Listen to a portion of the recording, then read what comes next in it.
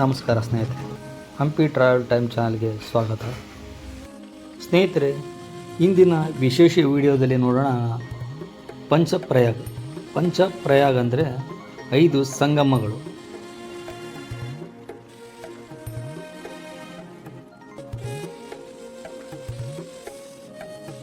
ದೇವಭೂಮಿ ಉತ್ತರಾಖಂಡದ 5 ಸುಂದರ ಸಂಗಮ ಸ್ಥಳಗಳಿಗೆ ಹೋಗೋಣ.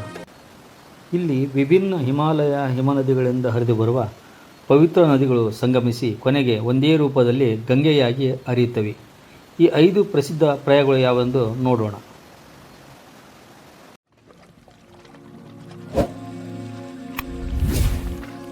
ಮೊದಲನೆಯದಾಗಿ ವಿಷ್ಣು ಪ್ರಯಾಗ್, ಎರಡನೆಯದು ನಂದ ಪ್ರಯಾಗ್, ಮೂರನೆಯದು ಕರ್ಣಪ್ರಯಾಗ್ ಹಾಗೂ 4ನೇದು ರುದ್ರಪ್ರಯಾಗ್ ಹಾಗೂ ಕೊನೆಯದಾಗಿ ದೇವಪ್ರಯಾಗ್.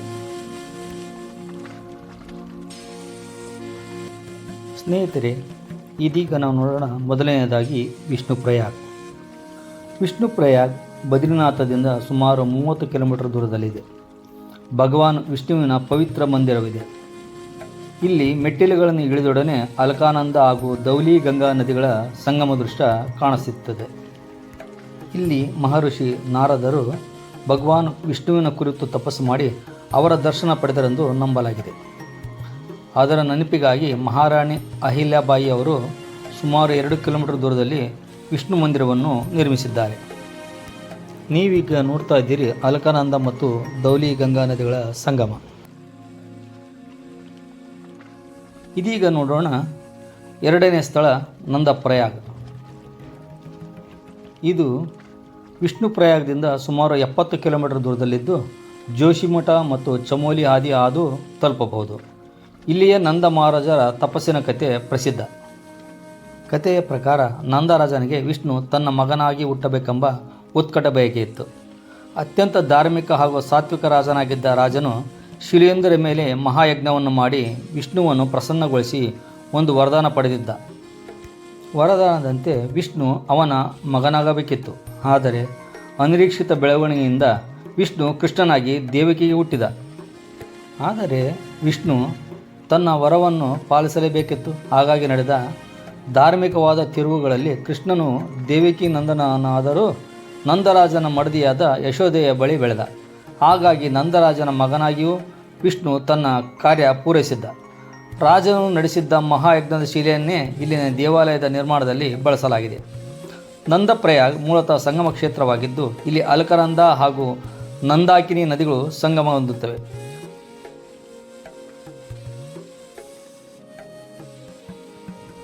ಸ್ನೇಹಿತರೆ, ಈಗ ನೋಡ್ತಾ ಇದ್ರಲ್ಲ, ಇದುವೇ ನಂದಪ್ರಯಾಗ್.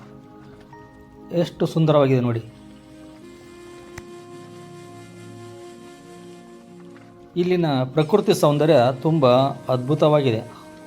ನಂದಪ್ರಯಾಗ್ ಪಂಚಪ್ರಯಾಗಲ್ಲಿ ಎರಡನೆಯದು. ಇಲ್ಲಿ ಅಲ್ಕಾನಂದ ಮತ್ತು ನಂದಾಕಿ ನದಿ ಸೇರಿ ಸಂಗಮವಾಗುತ್ತವೆ.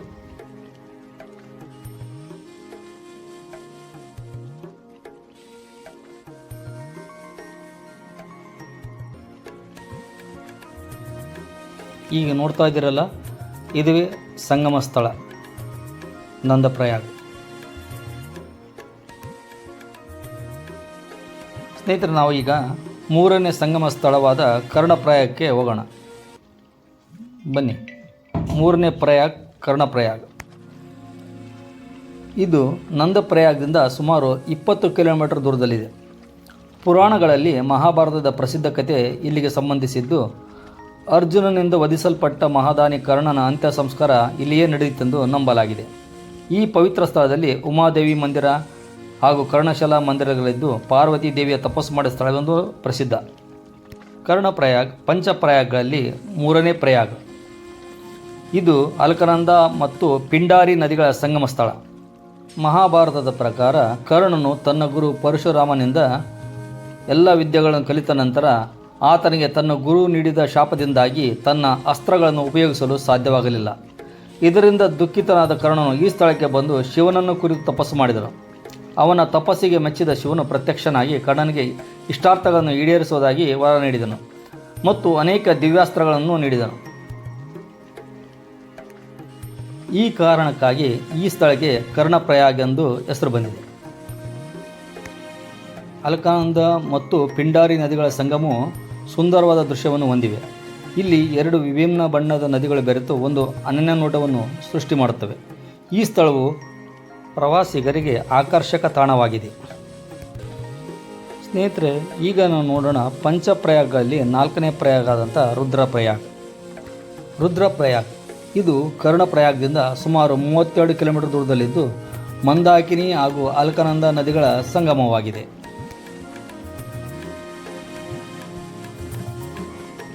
ಪೌರಾಣಿಕ ಕಥೆಯ ಪ್ರಕಾರ ನಾರದ ಮುನಿಯು ಶಿವನನ್ನು ಪ್ರಾರ್ಥಿಸಲು ಇಲ್ಲಿ ತಪಸ್ಸು ಮಾಡುತ್ತಿದ್ದಾಗ ಶಿವನು ರುದ್ರ ರೂಪದಲ್ಲಿ ಕಾಣಿಸಿಕೊಂಡು ಅವನಿಗೆ ದರ್ಶನ ನೀಡಿದರು.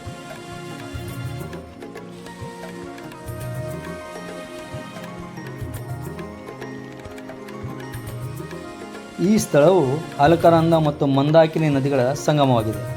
ಈ ಸಂಗಮವು ತುಂಬ ಸುಂದರ ಮತ್ತು ಪವಿತ್ರವಾಗಿದೆ. ಇಲ್ಲಿರುವ ನಾರದ ಶಿಲಾ ರುದ್ರನಾಥ ಮಂದಿರಗಳು ಈ ಸ್ಥಳದ ಪವಿತ್ರತೆಯನ್ನು ಹೆಚ್ಚಿಸುತ್ತವೆ. 2013ರ ಪ್ರವಾಹದಿಂದ ಭಾರೀ ಹಾನಿ ಉಂಟಾದರೂ ಈ ಸ್ಥಳ ತನ್ನ ಭವ್ಯತೆಯನ್ನು ಹಾಗೆ ಉಳಿಸಿಕೊಂಡಿದೆ.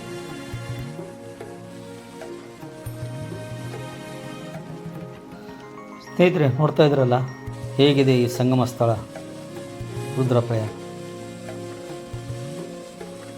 ಒಂದು ಅದ್ಭುತ ತಾಣ ಅಂತಲೇ ಹೇಳ್ಬೋದು.